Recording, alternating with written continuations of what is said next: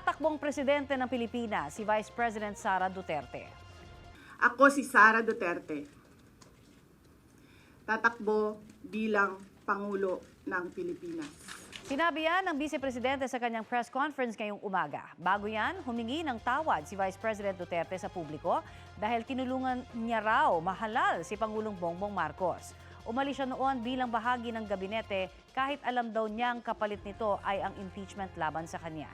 Hindi tumanggap ng tanong mula sa media si Vice President Duterte matapos ang kanyang pahayag. Connie, mahigit 2 taon nga bago ang 2028 presidential elections ay nagdeklara na nga ng intensyon si Vice President Sara Duterte ng pagtakbo sa pagkapangulo. Inanunsyo yan ng Vice Presidente sa kanyang kauna-unahang press conference ngayong taong ito. At 1 linggo yan bago ang confirmation hearing ng kasong crimes against humanity ng amang si dating Pangulong Rodrigo Duterte sa International Criminal Court. Sa gitna rin ito ng bagong impeachment complaints na kinakaharap niya sa Kamara. Ayon kay VP Sara, kinailangan niya ng 47 taon para maintindihan na ang kanyang buhay ay hindi lang para sa kanya at hindi rin para mabuhay na hinahabol ang kasiyahan.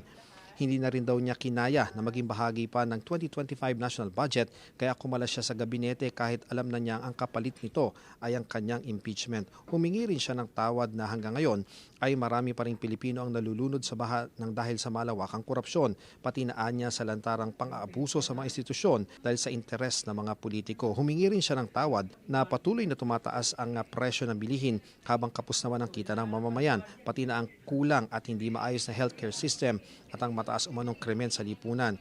Inihingi rin niya ng tawad ang walang malinaw umano at kawalan-an niya ng independent foreign policy ng bansa na naiipit sa tunggalian ng superpowers na China at Amerika. Narito po ang bahagi ng pahayag ni VP Sara. Hindi ako kailanman natakot sa pagsira nila sa pangalan ko. I cannot kneel before each and every Filipino to beg for forgiveness. Instead,